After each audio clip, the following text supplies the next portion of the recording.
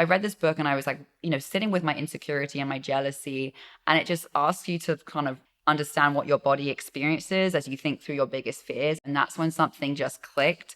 And I was like, oh, my fear of him being with other women is actually making my body feel kind of good. Like when I actually stop and picture it, I'm getting really, really turned on. And then we had a threesome soon after that. And I went and had a water break and I came back. And instead of that potentially being a point where I'm normally jealous, I was like, oh my God, it just felt like that was the hottest thing I'd ever seen was him being with a woman.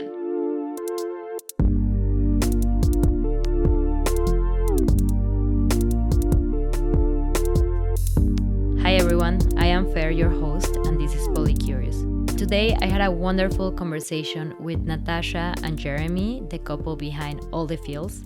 They are both certified sex coaches working on empowering people to have better sex lives. They educate through their Instagram, which you should definitely follow by going to the link in the show notes. And they also create educational porn videos as well as regular porn. And today we chat about how they were inspired to create this platform and empower other people to take charge of their sexuality, just like they did earlier in their journey. We also talk about something which I found fascinating, which is how Natasha went from feeling a lot of jealousy when seeing Jeremy having sex with other women to actually turning it into a kink. So if you find yourself kind of turned on by group play situations, but at the same time insecure about them, I think you might resonate with this episode. In the second part of our conversation, meaning next episode, which is coming out next week, they give us so many tips to have successful threesomes and overall great communication during sex, whether it's with one person or many people. So please don't forget to check that out. It's also a really, really good one. If you like what you hear today, you can also join us on Sunday, May 7th. I will be doing an Instagram live with Jeremy and Natasha. You'll have an opportunity to interact with us, ask us questions about sex, about non-monogamy. If you want to find out all of the details, just go and follow me on Instagram at Polycurious Podcast. Okay, guys, this is a juicy one, so let's get to it. Here's my conversation with Natasha and Jeremy from All the Feels.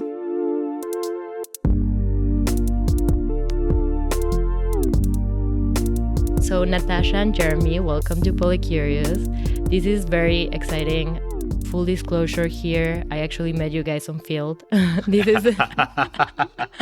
This is which we might get to talk about. Actually, I think that that might be an interesting topic for people. I was there like for a month, and then I was like, okay, I'm done with this. Yeah, it's a lot. It can be a lot. Yeah. We should definitely talk about that. But this is actually the first time that we meet in person. And yeah, I'm excited to hear more about your platform. We kind of like connected and realized that, you guys have All the Feels, which we'll get to talk about. And then I have my podcast, Polycurious, and we were like, okay, great, let's meet up and do this. Yeah, a lot of crossover here. Yeah. So I guess that's the highlight from my Field experience. Nice. Hey, if this is the best you get out of it, we're honored. So why don't we just start maybe by talking a little bit about what you guys do for work and maybe how you got there.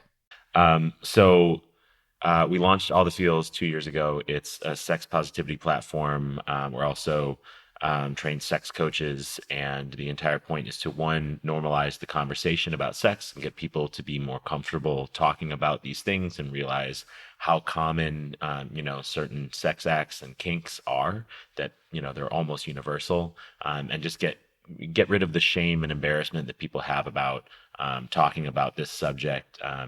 And then also to help people with practical skills to have a better love life, whether that's, sex techniques or how to talk to your partner about, trying a new kink or opening up your relationship, dating non-monogamously, whatever it is, for people to be able to, experience a better sex life and better relationship satisfaction and dating life and all of that. And I think the real thing is like the more we explored sexually together, and then as we started exploring, non-monogamously, we just learned so much about ourselves through the process, as well as how like our relationship could be strengthened as we, learn to communicate through all of that. So I think we really wanted to take our own learnings and help other people navigate non-monogamy as well. Then also adding in, the sex coaching aspect, which is, okay, we can help people navigate non-monogamy, but also learn to enjoy their bodies and have good sex and lead through vulnerability Yeah. by drawing on our past experiences and our own personal growth, and also like as a couple and all the things that we've explored to help guide people who are just taking those steps like we did back in the day. Yeah, because it can be a real journey. And we've learned a lot. Mhm. So we want to share that. Yeah, we'll definitely get into that. And how long have you guys been together for? 4.5 4 years. and a half. Nice. Yeah, that's kind of exactly how long I've been with my partner as well. Yeah. It feels like, thank you, it's my longest relationship. It does feel like, Same. wow, like we passed 4 years. It feels like A milestone. I Yeah. feel very accomplished, to be honest. Like, Yeah. Well, good for all of us. Go Yeah, us. right? yeah. Why don't you guys share a little bit maybe about your previous relationships and like how different they were maybe from your current relationship? Oh, wow. Wildly so. That's the Yeah. question. And from each other too. Yeah. So essentially, I was actually engaged before we met. I'd been with my ex for 5 years. We'd been engaged for 2 years, and then a month before our wedding date, he just woke me up one day and broke up with me. And so it was this really big traumatic breakup, but that was very much a monogamous relationship. I think I was about to go down the path of, I'm going to get married and have kids and just live the life that, I had grown up in, all of that I had known. And before him, I really dated my university boyfriend. Then I was with my ex, who I was going to engage to be married with. So I had only really had a couple of long-term relationships, and I hadn't really explored sexually at all. I just thought I wasn't a very sexual person, I guess. And then once my ex kind of broke up with me before the wedding, it was this whole breaking down of myself and saying, do I want to get married? Do I actually want kids? I had never questioned what type of relationship I wanted. So that's really, once I was single, that's when I started to explore myself sexually and sort of dating casually. So, a year after that breakup, and funnily enough, Jeremy had a breakup right at that same point. It was like a year before we had met. Once I started dating Jeremy, I'd already started to explore, casual sex and that sort of thing for the first time. And then when we met, he just opened my eyes to so much sexually that I was like I had been spanked once in my life before I met Jeremy. And it was right before. And it was right before I met him, like someone casually that I had been hooking up with. How did you react when that happened? Did you love it, or I loved it. Oh, okay, I loved it. And I remember, loved it. And I was like, oh, I really enjoy like leaning into this stuff. And I remember early on of Jeremy and I dating and hooking up. First of all, it was just like the best sex I'd ever had. And I was like, wow, sex can be this exciting and amazing and like empowering. It was really eye-opening that it could be so fun. But also early on, he said to me, like, try calling me daddy. And I was like most things initially, like, no, I could never call you daddy. Like, no, I that's not me. I'm not like that. And soon after that, I think he spanked me and I started calling him daddy. And I was like, oh my gosh, I love it. I love it. I had already spanked you. Yeah. We had done a lot before that point, but I was like, the dynamic is mirroring that. Like, you might want to try out this nickname, that nickname. Yeah. But yeah. Jeremy, how did you learn that? So, I have a very different story from her. I've always been a very sexual person. My first sexual memory is from when I was like 3 years old watching Sesame Street, and I saw two cartoons kiss, and I remember getting a hard on and being like, fuck yeah, that's so hot. Like, I don't know what words I used in my head, but I was just like, yeah, Oh, yummy. Like, no, it was more than that. It was just like, that looks good. I want that. You know what I mean? And I had always had, I never went through a girls or gross phase. I had girlfriends in like preschool and kindergarten and all the way up. And like, and then I think as a teenager, when you start studying sex ed and you're going through puberty and it's like an awkward phase, I realized that everyone else was like embarrassed about sex. So I like kind of adopted that to fit in and sort of like suppressed the fact that I was like always into girls, like had no problems with my own body and was like very, um, I guess sexual and like forward about that. And so then in my teenage years, I was also a huge dork. So like didn't make a lot of progress with women up to that point. And then like later on, 17 or 18, I started to like break out of my shell again and I guess just sort of embrace that and explore a little bit.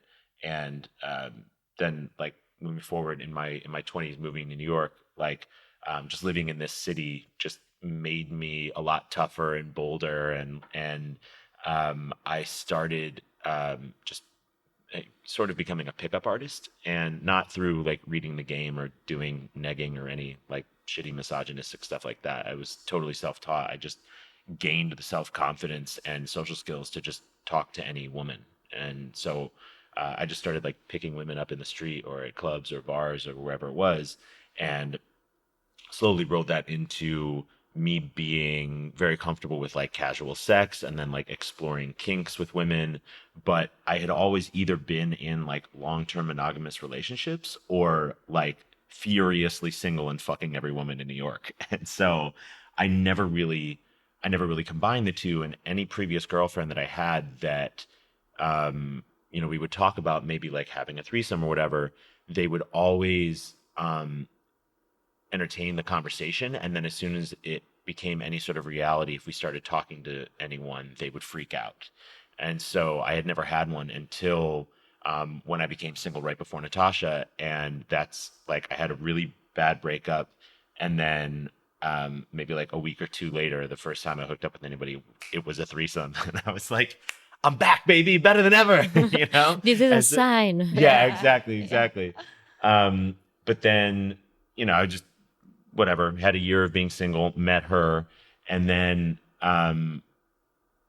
she gives me a lot of credit for like guiding us into this because I had so much more experience sexually, like being very comfortable like with kinks, even in like casual hookups.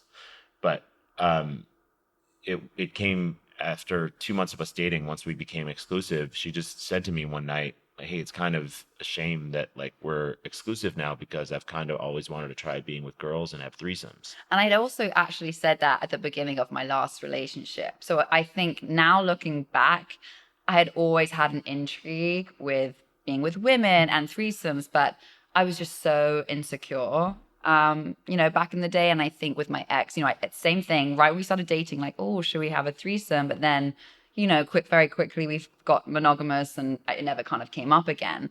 So this was the first time I'm bringing it up to Jeremy where I was like, it's a shame again that now I'm entering a relationship when I've always wanted to be with a woman and have a threesome.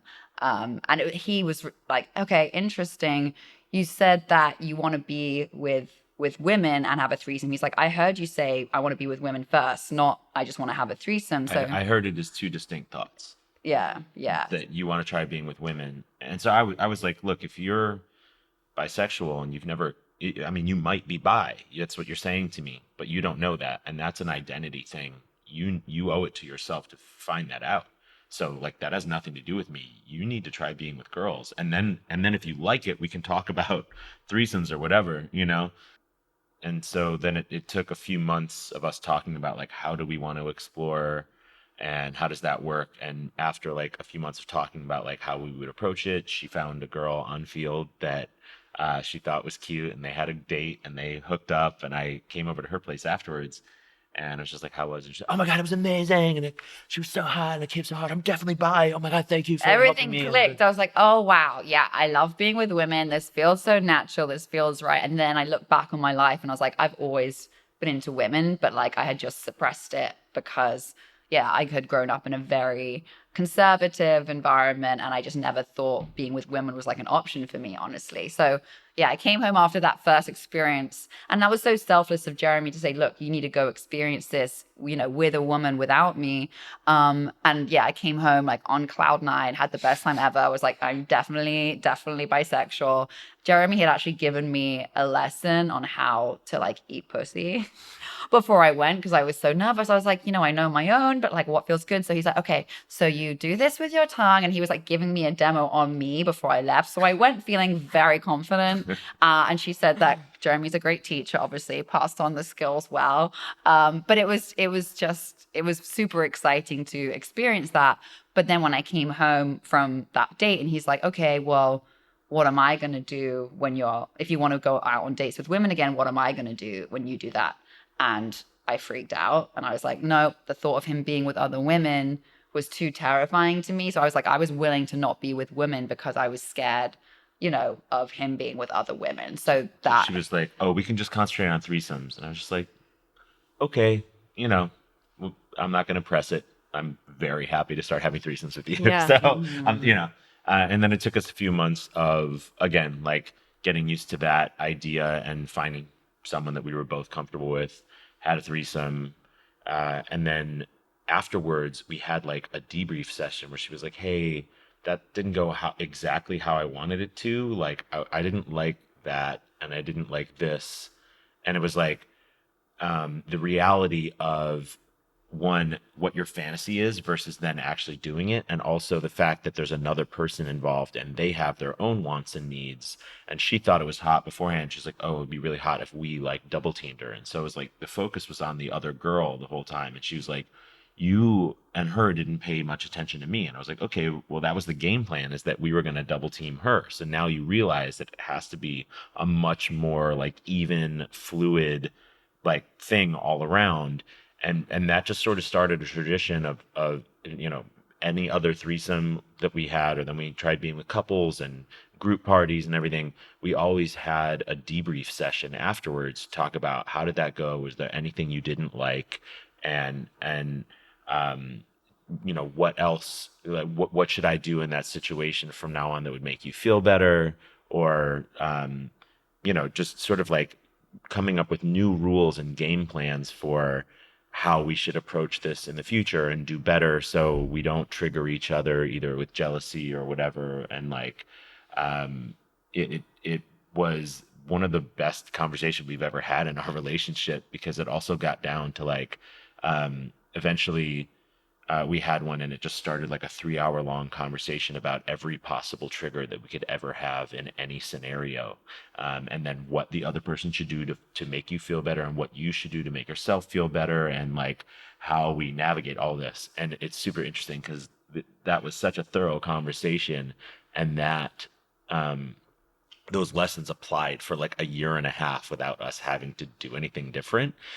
And then new situations started arising that we didn't foresee, and new rules had to be made, and new accommodations had to be made.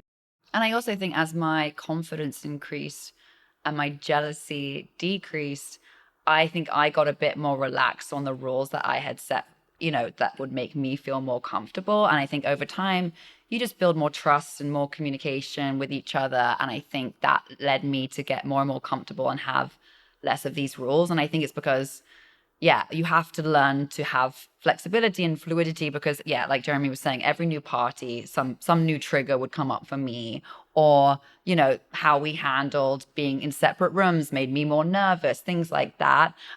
So it just, I think it's been such a helpful practice, but it's also like the rules change as my confidence has changed. I really think that's been a big part of it.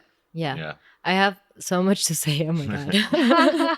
But first of all, with your first threesome experience and you realizing that they didn't pay enough attention to you, I feel like if there's like one tip for threesomes, is like, I mean, obviously it depends on what everyone's into, but like it's really helpful when you kind of like focus on one person at the time, and like everyone gets their own time, because then no one feels left out. No one feels like, oh, why did she get pleasure or he can get pleasure and not me, right? So for anyone out there, just a tip. But I'm also like curious, because I feel like whenever a woman who's like mostly heterosexual up to that point thinks of being with a woman, it immediately goes into it's going to be a threesome with him, even though that's not really what they might actually want. So I think it's great that like Jeremy, you were able to be like, okay, maybe go and do that first, and then maybe we can have the threesome. But why did you think of that? Why didn't you also like jump into the, oh, okay, great, an opportunity to have threesomes? Two reasons. One, I had heard like, and just kind of knew that threesomes could be problematic in a relationship if you don't approach it in the right way. And my ex had actually tried to give me a threesome for my birthday one year, and I was like, that's not that's not a good approach. You just want to like grab a random tonight. Like, are you even into that? Like, you're saying that you're doing it for me. That's not a good approach. Like, I don't want this to cause a problem in our relationship and you to do it for me. I want you to want to do it. And if you don't, then we shouldn't do it. And so, I didn't want to be like, one, maybe she's not into girls. Maybe she would get super jealous about me in a threesome. So I was like, but the bigger thing is really more like, you might be bisexual and you don't know that. That has nothing to do with me. So it was more just like, hey, listen, like, you need to figure this out for yourself. And then if that is something you're into, then we can go into this in a healthy way where we talk about everything we want and what our expectations are and whatever else. Yeah. So it just, it was kind of just that it wasn't about me. But the funny thing is, when I said this to her, when I was like, you owe it to yourself to explore that, I actually had very distinct, like, a voice in my head screaming at me, being like, what are you doing? You're telling her to fuck other people. And the other side of my brain was like, shut up. This is going to be good for us. I And mean, didn't so, you think, because it does sound, I mean, I'm sure that you came from an authentic place, but it does sound like you already also had an interest in non-monogamy, and and you thought like, oh, okay, this is like the safest entry to it.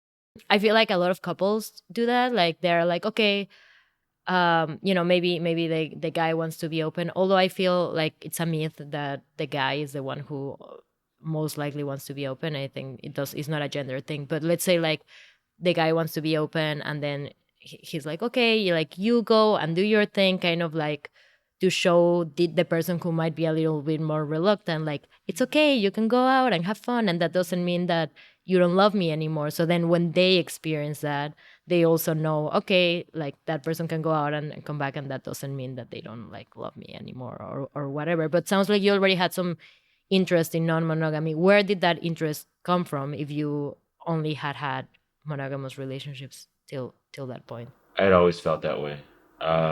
I had a conversation with my mom somewhere around when I was 30, which is a long time ago because I'm secretly old.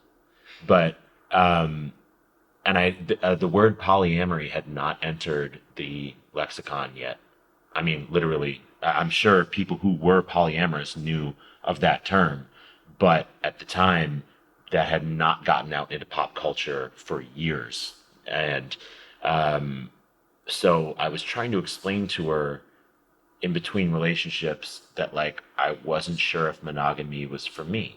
And she was like, well, what are you, a polygamist? And I was like, well, we're Jewish, not Muslim, so I don't believe in like multiple marriages or whatever. Like, that's, and I don't know that I believe in marriage, period. Like, I don't know. Like, I'm telling you that, like, I'm not sure that one woman would be enough for me. And I'm also kind of a lot to handle for anyone else. So like, I don't know what that means, and I don't know what word there is for that. I just kind of have this feeling that, like, I'm not sure I would ever be happy in monogamy. Yeah. And just left it at that. But then still, because there wasn't this larger cultural movement of more people starting to explore open dynamics or allow for, fluid dating,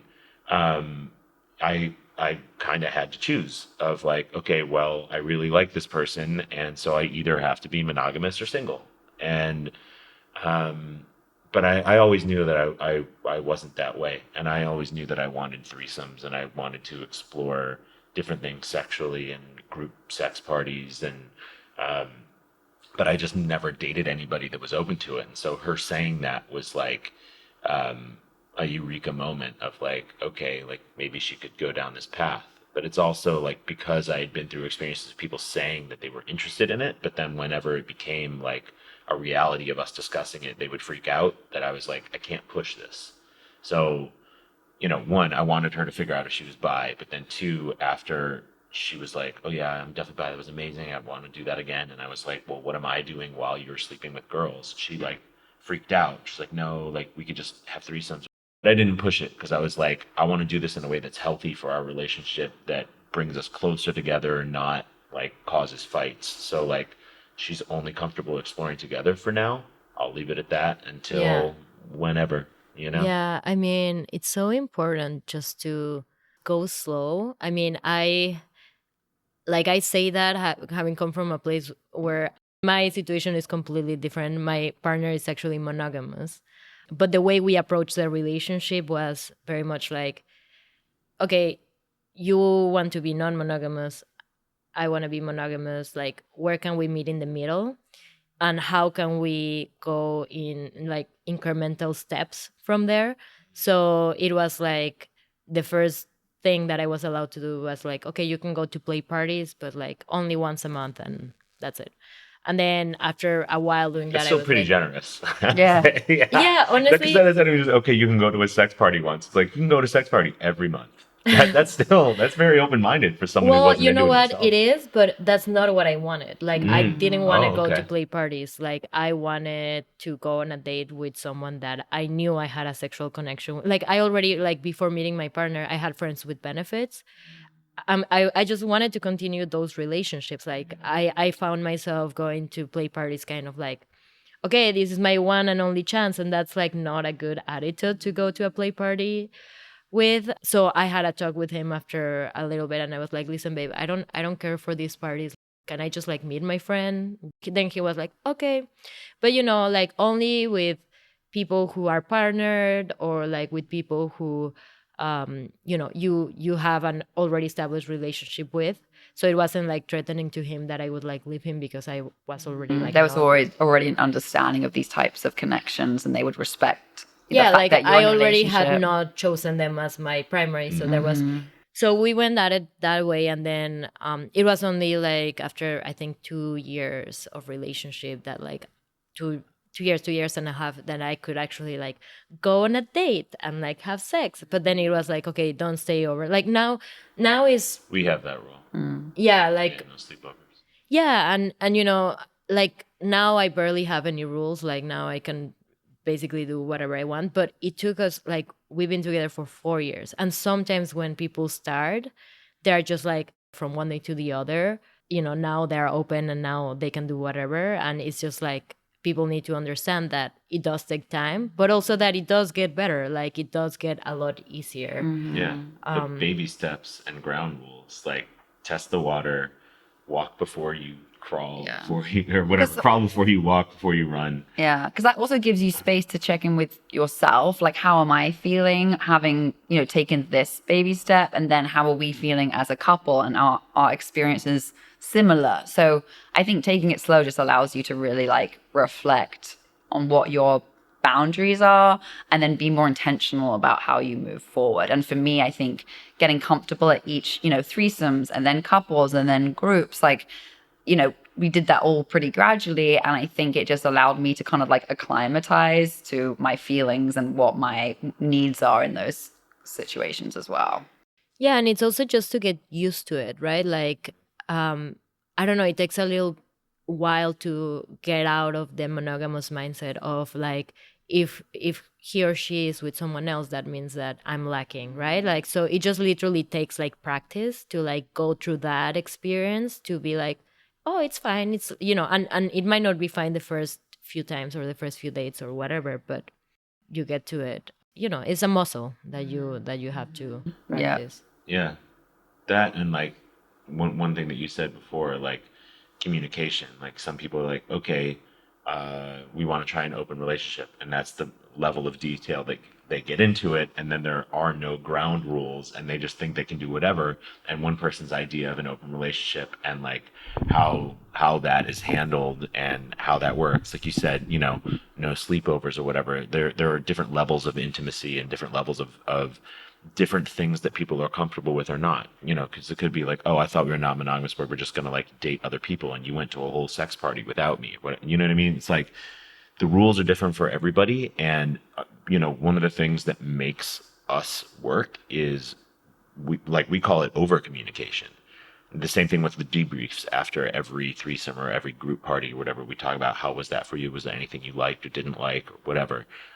We check in with each other constantly about like how you feel about where we're at in our relationship, or how you feel about the rules are, or how we're doing it. And we also change the rules as we go all the time. So like we just decided we're going to put a pause on open dating. Like we're still going to play together and throw parties and all of that. But that's probably like the third, fourth time that we've taken a pause on dating people separately, just based on whatever else is going on in our relationship. Like, hey, let's concentrate on us a little bit more and make sure that we're good and not spend so much energy and time with other people. And then, but we can still have threesomes and play together. It's not like we're missing out on anything. Yeah. Do you mind me asking why you're taking the pause? Yeah, I think, going back to when we first started exploring, I struggle with like unhealthy attachment styles and abandonment issues. And I think my opinion from the beginning was I developed a kink for watching him with other women. And Lucky me. So for me, like threesomes and groups have always been way more fulfilling, where I get to be with the person I love, and I get to experience compersion, which is feeling happy for him that he's having fun with other women, and I get to watch, and I'm loving watching. So And you get to be with another and woman. I get to be with other women. I love being with both, like, more masculine and feminine energy at the same time. I love seeing groups of naked human bodies just enjoying one another. I just think it's the most beautiful thing. And so I've always, I think, enjoyed group experiences a lot more. And I get really tired really easily. And I think I was finding it kind of exhausting going on solo dates with women as well. So I'd always preferred kind of group circumstances, but we had basically, when I started being with women, when we first started dating, we wanted to open that up, right? And experience, he always knew that he wanted to date other women separately. So we explored all of that, and I had some great experiences going on these solo dates. But I think deep down, I was really doing that because I felt like he needed it more than I needed it. Which was genuine at the time. Yeah. Like I did need that because I had never done that, and I always felt that that's how I wanted to do it. And in the end, it was like we just kind of felt like after 2.5 years of doing that we were just kind of like forcing it. We had never revisited like, should we still be open? We took pauses like when we moved in together, or we went away for the winter, and like not as easy to date non-monogamously outside of New York City. Where did you Especially guys go? Colorado. Like, Yeah. it's not a huge community there. Um, it was like we would take pauses based on circumstances. And then this time it was like, do we need that right now? Like, not really. Like, I'm in a good place about it. Like, you think we should spend more time, like, either together or like threesomes or groups. Like, cool, let's concentrate on that instead. But I think this is not to say that in the future we're not going to date other people separately again, right? I think it's just having an open mindset and understanding that this is where we're at right now.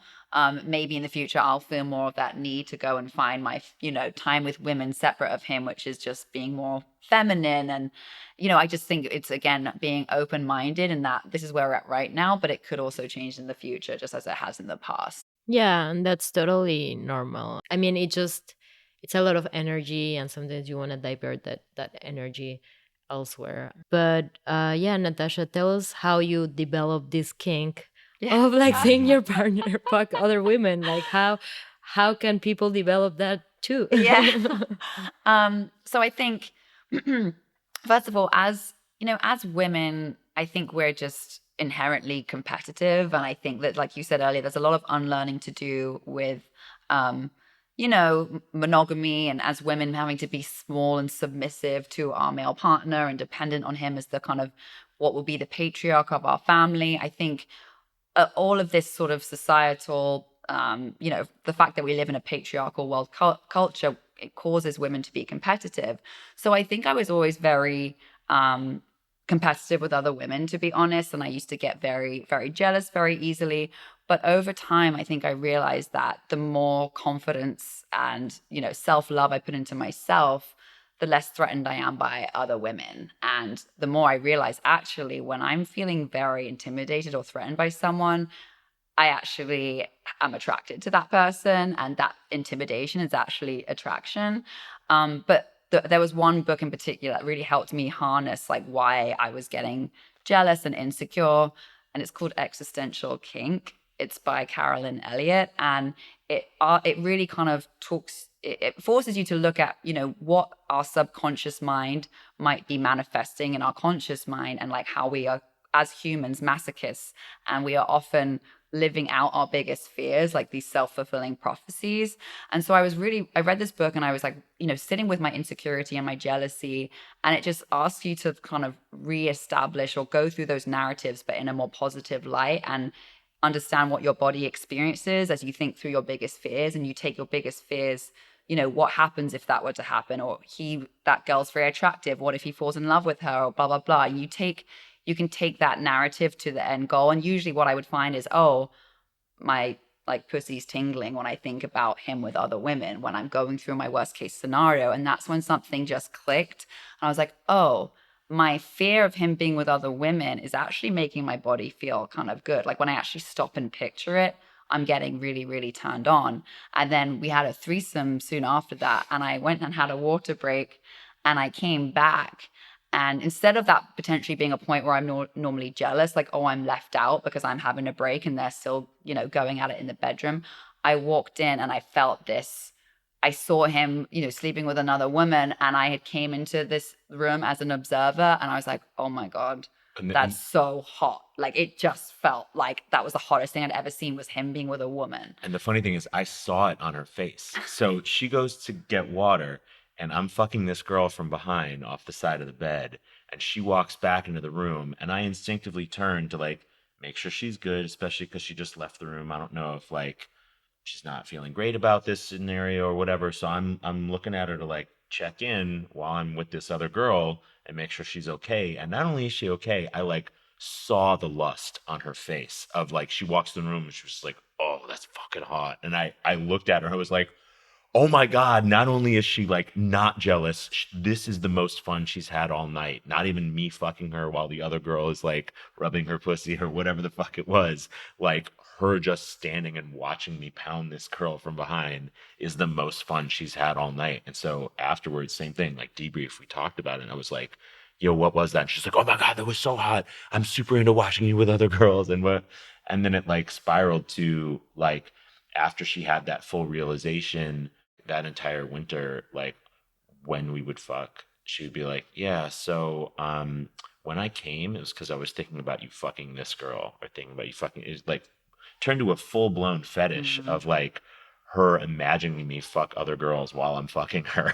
And that's what would make her come. And I was like, oh my God. Yeah. And I was like, I could not imagine my fear would ever have ended up in that. Going from like worried about jealousy issues to like, oh, she loves watching me fuck other girls. Like, my life sucks. Like, this is awful. But I think it was also a big lesson for me, which is if I'm feeling fearful of something or insecure about something, that's usually now a sign that I want to lean into it, get out of my comfort zone, lean into my fear, because, like the first time I was fearful of a group experience, I lent into that fear and I went anyway, and I had the best time. It was so empowering. I love seeing everyone together, and like everyone's just so, sex positive and open-minded and, supportive of one another. So I now kind of have this rule with myself, which is if I feel jealousy or some kind of fear come up, I just have to like sit with it and be like, am I actually scared, or is it actually a fantasy and a turn on that's manifesting as fear because my conscious mind is like judging me for having these kind of like, inherently sexual desires, but I'm shaving myself over them, if that makes sense. So now if I get insecure, I sit with that insecurity, and I'm like, oh, actually, that means I'm really turned on. Yeah. You know? Yeah, I'll definitely link that book so people can read it. But I'm curious, threesome number what was when you finally were able to make this switch? Like how many threesomes and why did you even continue, right? Like after having a few experiences, was it because like you knew that that's what you had to do, please him, or like to be with other women on your own? Or why did you like push through when you were like having the insecurities? When I had the insecurities, it was, when was it when we read that book? I can't think of how many threesomes we'd had, but maybe a handful. In those 5 to 10 threesomes, like I think in the moment, I was mostly super turned on. But then afterwards, I think I would start to feel like, I don't know, maybe just some old shame about being sexual and exploring this, and my insecurities would kind of re-come up after the experience. So it was almost like I would get excited beforehand, but then get suddenly really nervous. Then I would have a really good time during the threesome, and then afterwards I would start to get insecure again. So it was very much like back and forth.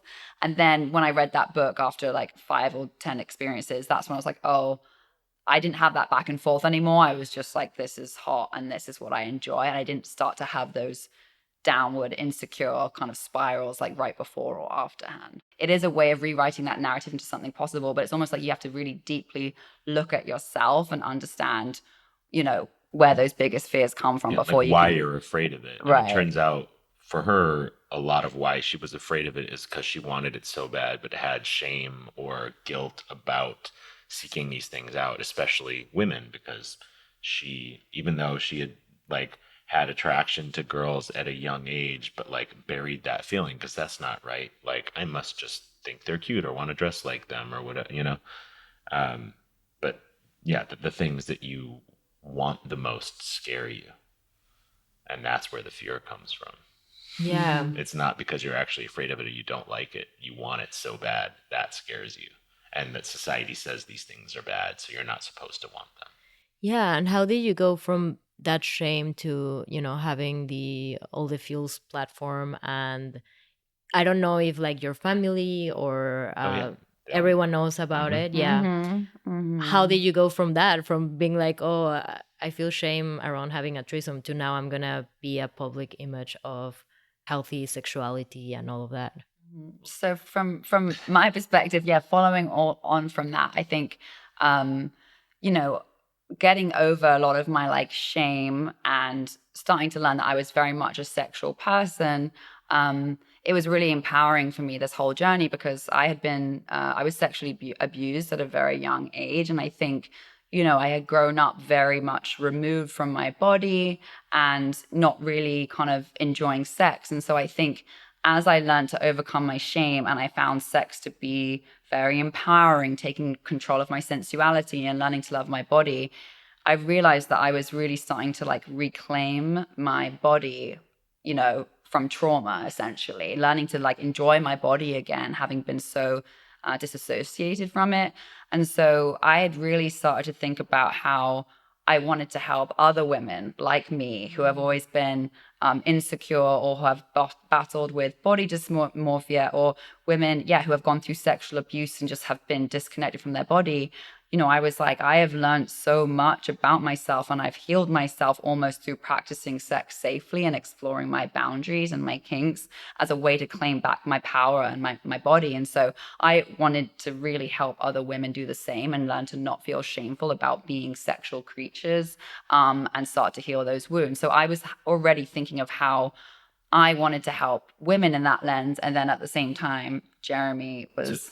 So I started this initially as a book project, which I haven't finished because we turned this into like a multimedia still writing the book. platform. Yeah. I should pick it up again. So from my perspective, it was similar but different, where I wanted to help men in their relationship with themselves and women. So obviously, like my background as like a self-made pickup artist, but also someone who developed a ton of sexual skill. And this has always been one of my biggest passions. It's always been my greatest skill.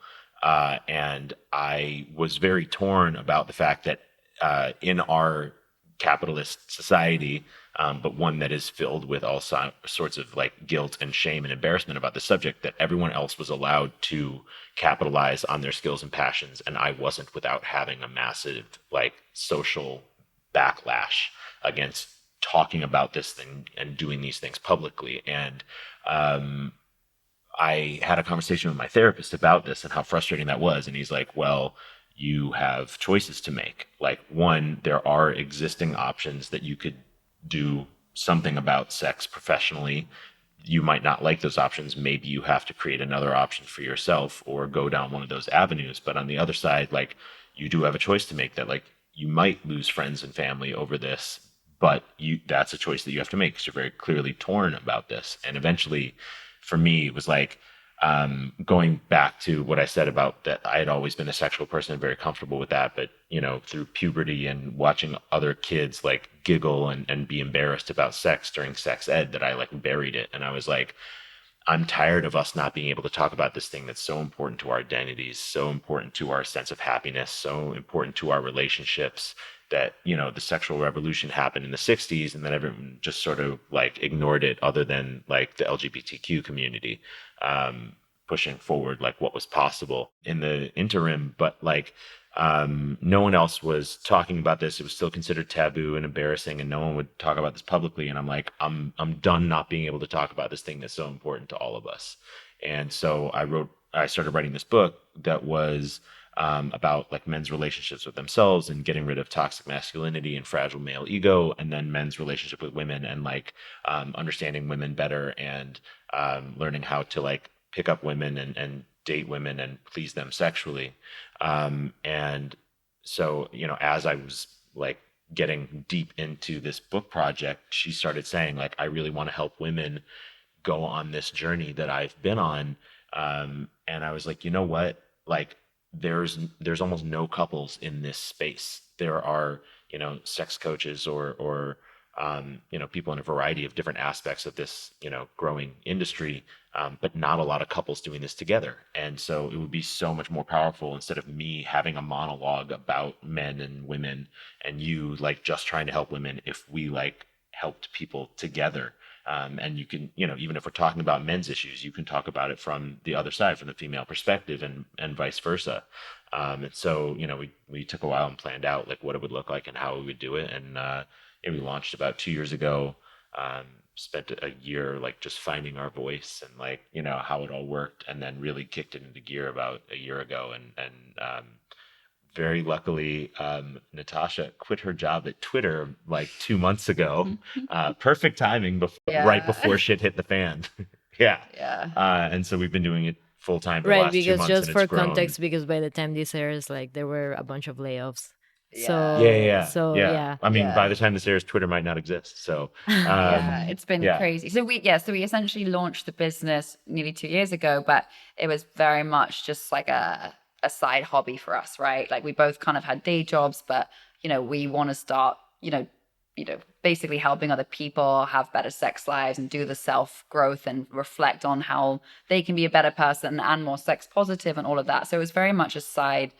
And yeah, I've worked in tech for 11 years now, and I quit my job at Twitter at the end of August to do the business full time, because we make educational porn videos, and the videos were starting to sell more and more, and we were starting to kind of join more podcasts like this one, and, you know, start to get our message out more. And I was like, okay, we're really starting to finally make some traction in this business that we're really passionate about.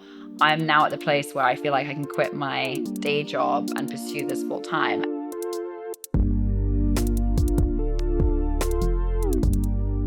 Okay, guys, thank you so much for tuning in. I love Natasha and Jeremy. I think they're so great. In the second part of our conversation, meaning next episode, which is coming out next week, they give us so many tips to have successful threesomes and overall great communication during sex. If you want to hear more from them, if you want to hear more from me, don't forget to join us for that Instagram Live, Sunday, May 7th. And all you have to do is go to our Instagram, Polycurious Podcast, where I will be posting all of the details. Okay, guys, thank you so much for tuning in, and I'll catch you all on the next episode.